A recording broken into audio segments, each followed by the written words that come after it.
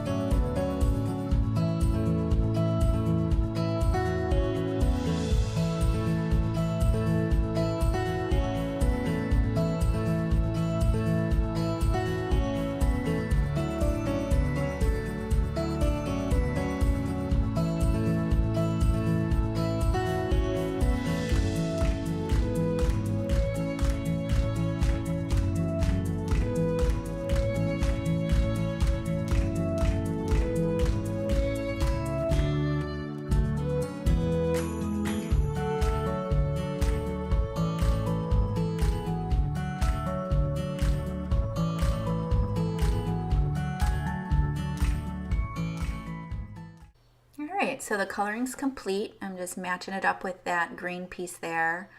I decided to color the inside of these windows, but ultimately I ended up cutting the birdhouse out, so those windows are going to go bye-bye anyway. So I used a rectangle die to cut a piece out of the center of that green piece, and my birdhouse got a little bit warped, so I'm just going to add it to a piece of 110-pound cardstock, and I'm using the Nuvo glue pen there. And that'll just give it a little more thickness and it'll keep it nice and straight for me. I think the dimensional foam would have kept it straight anyway, but it just adds a little more oomph to it. So I'm just going to play around with the arrangement there. I had a piece of that same kind of textured shimmer cardstock in white just in my stash, so I went ahead and stamped my birds on there. Again, heat setting it so I don't smear my ink. And I'm going to test out some yellows. The artist marker that I had from Altenew was a much darker yellow, and I wanted something a little lighter, so I'm switching over to Copics for the birds and testing out my blues there.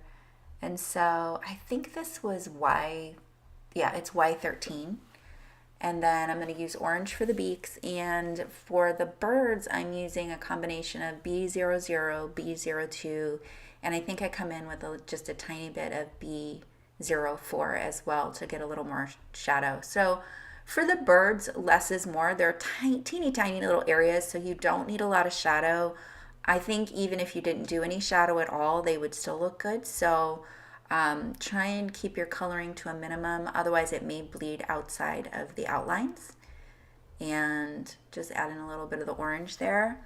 Then I decided that I needed some sky and clouds in the background. So this is the My Favorite Things Cloud Mixable Stencil, and I'm just using some Ranger Distress, the regular Distress ink in Salty Ocean. I've got a couple of pieces of greenery there. I'm just going to arrange my birds, and what I'll do is just put a small foam square on the back of the head of each of those birds just to pop them up. And I also pop up the birdhouse and the frame. So I'm just going to stamp my sentiment, and this is from the set. It says, "A little birdie told me it was your birthday," which is super cute. So here I've got everything popped up. I've added a little bit of greenery down there, and I'm using the Nuvo Midas touch pen. This is one of the shimmer pens, or Aqua shimmer pens, that comes in the kit. And I'm just adding a little bit of shimmer to the leaves because the birdhouse is so shimmery and the birds are really shimmery. And then I'm also going to add it to all of the red parts and yellow parts. So the yellow tummies of the birds and then all of the red trim on the house, just to give it a little extra sparkle. And then after that, we're all done. So here you can see the sparkle of the cardstock, the shimmer cardstock, and I love how it turned out. I like how the colors interacted with the yellow cardstock, and it almost has like an antique feel to it to me. And here you can see it in the sunlight. You can really pick up the shimmer in the sunlight.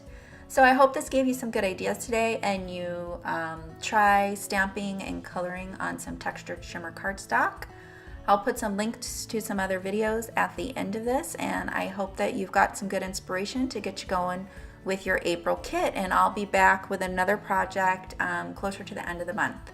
Thanks so much for stopping by, and have a great day.